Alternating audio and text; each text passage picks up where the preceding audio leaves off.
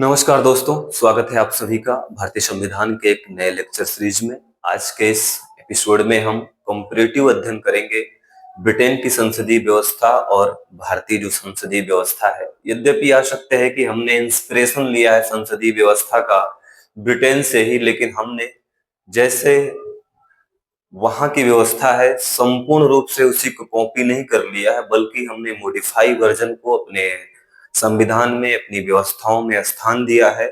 और उन्हीं अंतरों का अध्ययन करना है कि ब्रिटेन की जो संसदीय व्यवस्था है उसमें क्या खास बात है और हमारी जो संसदीय व्यवस्था है उसमें क्या खास बात है, दोनों के बीच अंतर क्या है। तो स्टार्ट करते हैं, तुलनात्मक अध्ययन करते हैं। तुलनात्मक अध्ययन करते हैं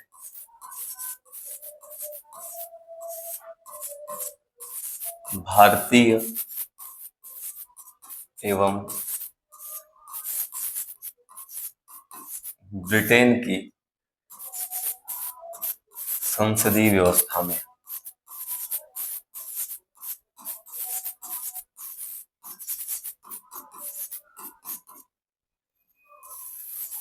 स्टार्ट करते हैं सबसे पहले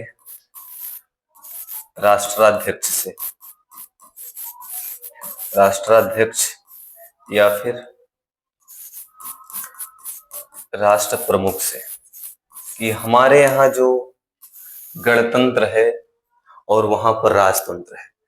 जो ब्रिटेन की संसदीय व्यवस्था है उसमें जो राज्य का प्रमुख होता है वो वंशानुगत व्यवस्था के तहत आता है। मीन्स वहां जो राजा है उसके ना रहने पर उसका बेटा या उसकी बेटी ही वहां का राष्ट्रपति बनेगा। भारत में क्या है कि भारत में एक निश्चित समय के लिए निर्वाचन के माध्यम से हमारे देश के राष्ट्र प्रमुख बनते हैं और हमारे देश के जो राष्ट्रपति हैं इनके चुनाव में इसका व्यवस्था है अनुच्छेद 54 में कि संसद के केवल निर्वाचित सदस्य भाग लेंगे, विधानसभाओं के सदस्य भाग लेंगे और दिल्ली और पुदुचेरी के जो सदस्य हैं, मीन्स विधायक हैं, वो राष्ट्रपति के चुनाव में भाग लेंगे। लेकिन ब्रिटेन का जो राष्ट्रपति है वो एक बार बन गया है, अब उसी के फैमिली से कोई अगला व्यक्ति क्या बनेगा, राष्ट्रपति बनेगा।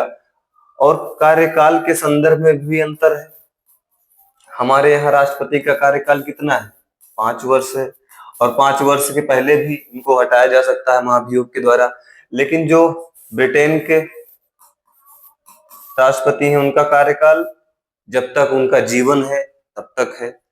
तो ये अंतर हो गया। और अब दूसरा अंतर, जो मुख्य अंतर है, वह है संसद के बारे में। क्या? संसद के बारे में। ब्रिटेन की संसद के बारे में यह कहा जाता है कि ब्रिटेन की संसद इतनी शक्तिशाली है कि वह केवल एक पुरुष को, ध्यान देना, वह एक पुरुष को महिला नहीं बना सकती और महिला को पुरुष नहीं बना सकती, बाकी सारा कार्य कर सकती है। तो जो ब्रिटेन की संसद है वह बहुत ही शक्तिशाली संसद है। इतनी शक्ति की अन्य जो भी संसदीय व्यवस्था वाले देश हैं उनके सांसदों के पास या उनके सदन के पास नहीं है जितना ब्रिटेन की संसद के पास है। बहुत ही परम शक्ति को धारण करती है ब्रिटेन की संसद। वहीं अगर भारत की संसदीय व्यवस्था में देखें संसदों की जो शक्ति है, तो यहाँ पर जो ब्रिटेन जो है, यहाँ पर ये भी कह सकते हैं संसदीय संप्रभुता पाई जाती है। क्या? संसदीय संप्रभुता पाई जाती है। मीन्स कुछ भी कर सकता है। संप्रभुता का मतलब जो भी उसको उचित लगे वही निर्णय होगा, उस पर किसी का इंटरफेरेंस नहीं होगा। हमारे यहाँ तो क्या होता है, सुप्रीम कोर्ट बीच में आ जाता है, हाई कोर्ट बीच में आ जाता है, जुडिशियल रिव्यू कर देता है। लेकिन ब्रिटेन की संसद ने कानून बना दिया तो बना दिया। अब भारत की संसद के संदर्भ में क्या है, भारत की जो संसद है वह संप्रभु नहीं है, बल्कि यहाँ संविधान संप्रभु है। तो संसद को कार्य बताया गया है कि आप किस दायरे में रहकर अपना कार्य कर सकते हैं। यहाँ पर क्या है कि आपको काम बता दिया गया है, आपको एक क्षेत्र बना दिया गया है, एक लिस्ट बना दी गई है, केंद्रीय सूची है, संघ सूची है, आप संघ सूची पर कानून बनाइए। समवर्ती सूची पर कानून बनाइए, अवशिष्ट सूची पर कानून बनाइए। आप राज्य सूची पर कानून नहीं बना सकते, बनाना है तो उसके लिए एक विशेष प्रक्रिया का पालन करना पड़ेगा। और ब्रिटेन में क्या है, चाहे जो सूची हो, सब पर कौन कानून बनाएगा और उसका कानून लागू भी होगा। तो जो भारत की संसद है, यह संसदीय संप्रभुता पर के सिद्धांत पर कार्य नहीं करती, बल्कि ब्रिटेन की जो संसद है वो संसदीय संप्रभुता पर कार्य करती है। अब अगला अंतर देखते हैं प्रधानमंत्री के संदर्भ में। प्रधानमंत्री के संदर्भ में दोनों संसदीय व्यवस्था में क्या अंतर है? भारत के जो प्रधानमंत्री हैं ये किसी भी सदन से आ सकते हैं, लोकसभा से भी या राज्यसभा से भी। और इसके एग्जाम्पल भी जैसे इंदिरा गांधी जी, मनमोहन सिंह जी। तो क्या है कि भारत का जो प्रधानमंत्री है वह किसी भी सदन का सदस्य हो सकता है, आइदर लोकसभा या फिर राज्यसभा। लेकिन ब्रिटेन में अगर आपको पीएम बनना है तो आपको वहां के जो निचला सदन है, हाउस ऑफ कॉमन्स से ही आपको सदस्य होना पड़ेगा। आप जो वहां चैम्बर ऑफ लॉर्ड है वहां से आप संसद अगर हैं तो आप पीएम नहीं बन सकते, आपको हाउस ऑफ कॉमन से ही सदस्य होना चाहिए, संसद सदस्य होना चाहिए। तो क्या हुआ कि प्रधानमंत्री हमारे यहाँ लोकसभा या राज्यसभा से हो सकता है, कहीं कोई दिक्कत नहीं है, इसके एग्जाम्पल भी है, संविधान में व्यवस्था भी है। लेकिन ब्रिटेन का पीएम अगर बनना है तो उस व्यक्ति को हाउस ऑफ कॉमन्स का सदस्य होना अनिवार्य है, अन्यथा वह प्रधानमंत्री नहीं बन सकता। अब अगला अंतर देखते हैं जो मंत्रिमंडल के संदर्भ में है। मंत्रिमंडल के संदर्भ में भी अंतर है।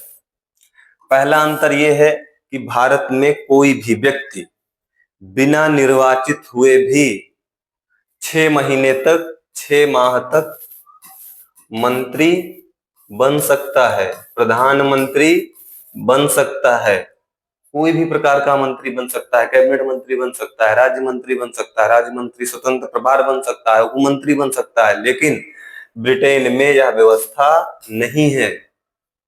आपको मंत्री बनना है तो आपके पास संसद की सदस्यता होनी चाहिए।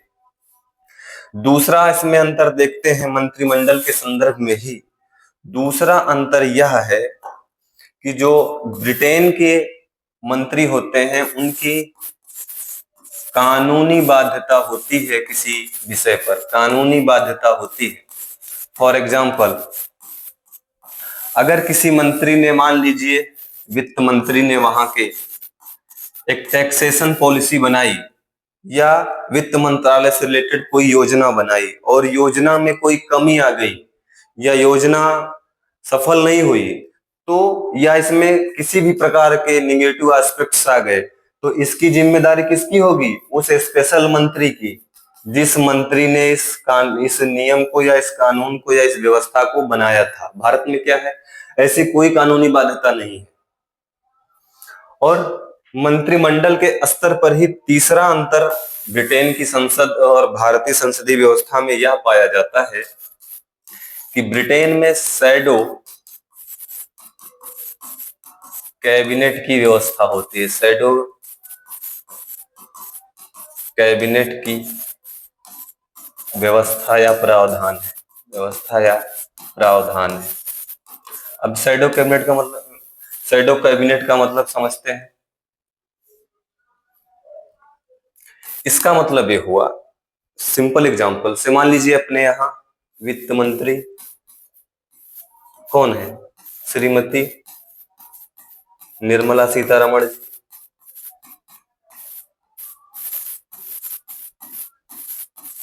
निर्मला सीतारमण है, ये किस पार्टी से हैं? बीजेपी से, या फिर कह दे सकते हैं एनडीए से हैं। लेकिन क्या कांग्रेस से कोई वित्त मंत्री है भारत में इस समय करंट गवर्नमेंट में? उत्तर क्या है? नो।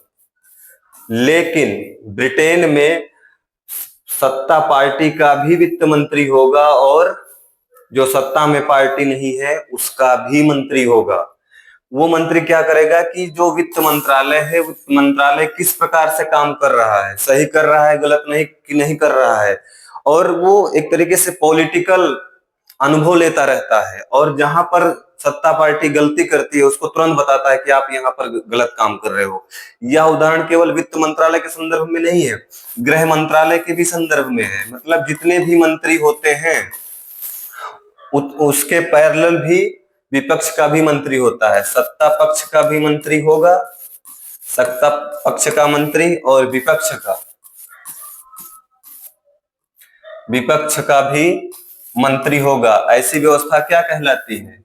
ऐसी व्यवस्था क्या कहलाती है? शैडो कैबिनेट की। तो भारत में ऐसी व्यवस्था नहीं है, बस भारत में नेता प्रतिपक्ष होते हैं।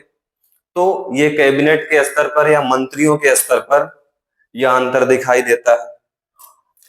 अब अगला अंतर देखते हैं भारतीय संसदीय व्यवस्था और ब्रिटेन की संसदीय व्यवस्था के संदर्भ में।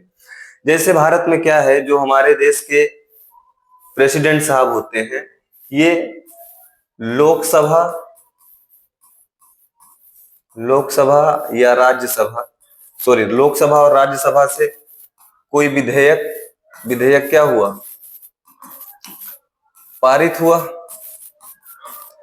तो यह अंतिम कानून कब बनेगा? जब मतलब प्रेसिडेंट साहब का हस्ताक्षर हो। तो भारत के प्रधानमंत्री के पास, भारत के राष्ट्रपति के पास यह अथॉरिटी है या पावर गिवन है कि वो इसको पुनर्विचार के लिए वापस भेज सकते हैं। इस पर फिर से आप ध्यान दीजिए, हमको उसमें कुछ कमियां लग रही हैं। जैसे ज्ञानी जैल सिंह ने, राजीव गांधी जी द्वारा जब डाक विधेयक लाया गया था, तो उसमें क्या किया था? ज्ञानी जैल सिंह ने उस पर कोई राय ही नहीं दिया था, उसको अपने पॉकेट में रख लिया था। तो लेकिन अगर ब्रिटेन की संसदीय व्यवस्था में इसको देखें तो वहां के राष्ट्रपति के पास पुनर्विचार को भेजने का प्रावधान नहीं है, आपको साइन करना ही पड़ेगा। और इतना ही नहीं, भारत के जो राष्ट्रपति साहब हैं इनके पास वीटो है, और ऐसा वीटो है, मान लीजिए जेबी वीटो का प्रयोग कर दिया तो अब वह कानून, उस विधेयक से तो वो कानून नहीं बन सकता है।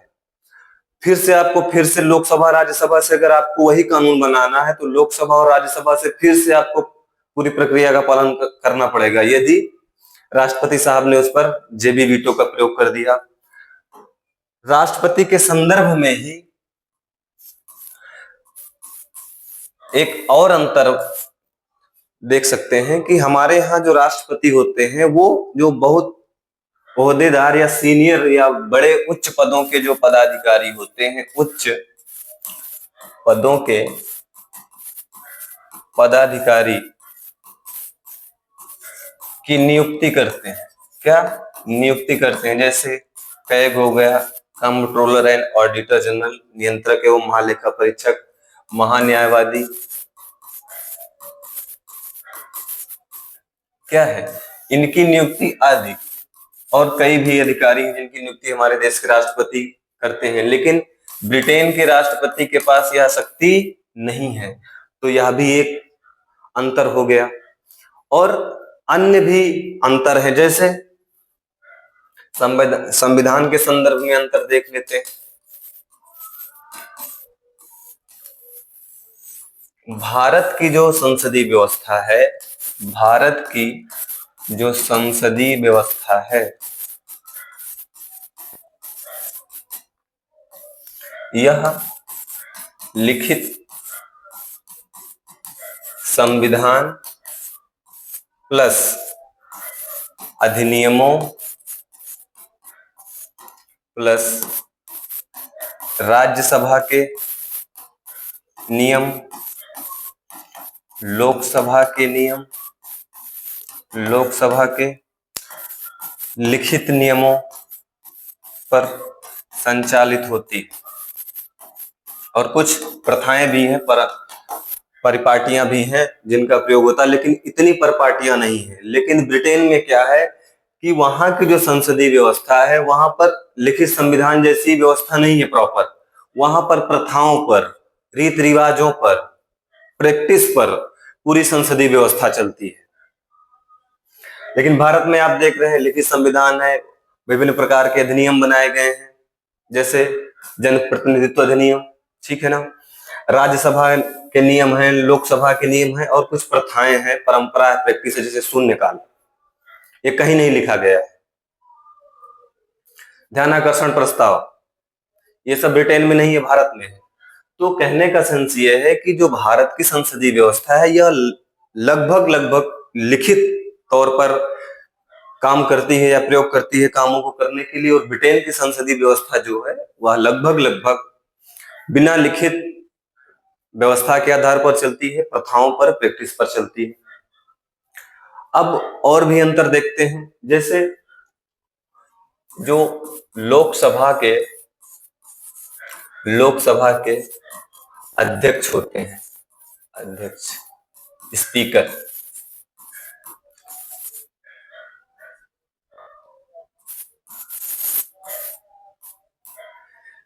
इनके संदर्भ में, इस पद के संदर्भ में भी भारत और ब्रिटेन में अंतर पाया जाता है। भारत और ब्रिटेन में अंतर पाया जाता है, इसको समझते हैं। अंतर यह है कि भारत के जो स्पीकर होंगे, अगर वो कोई सदस्य है, वह किसी पार्टी से है और वो स्पीकर बनाए जाते हैं, तो उनको अपनी पार्टी से इस्तीफा देना पड़ेगा। इस्तीफा नहीं देंगे तो स्पीकर नहीं बन पाएंगे। और ये इसलिए किया गया है वहां पर कि कोई पार्टी की सत्ता बन जाए तो वह केवल अपने सदस्यों को ही फेवर ना करे, क्योंकि लोकसभा का जो स्पीकर होता है वह पूरे सदन का सबसे बड़ा अधिकारी होता है, और व्यवस्थाएं कैसे चलेंगी, लोकसभा का संचालन कैसे होगा, यह सारा जो उत्तरदायित्व या कार्य है ये किस पर डिपेंड करता है, स्पीकर पर। लेकिन भारत में क्या है, जैसे ओम बिरला साहब वर्तमान में लोकसभा के स्पीकर हैं, उन्होंने पार्टी से इस्तीफा नहीं दिया है, पार्टी में भी हैं और संसद लोकसभा के अध्यक्ष भी हैं। तो यह भी अंतर पाया जाता है, और कई अंतर पाए जाते हैं, जैसे ब्रिटेन की जो संसदीय व्यवस्था है उसमें शून्यकाल, ध्यानाकर्षण प्रस्ताव जैसी व्यवस्था नहीं है, पर भारत में क्या है, यह व्यवस्था पाई जाती है। तो ये कुछ मूलभूत अंतर थे जो भारतीय संसदीय व्यवस्था और ब्रिटेन की संसदीय व्यवस्था में पाए जाते हैं। हम उम्मीद करते हैं आज का यह लेक्चर आपको समझ में आया होगा। तो इस एपिसोड में इतना ही, नेक्स्ट एपिसोड में हम फिर मिलेंगे, तब तक के लिए नमस्कार।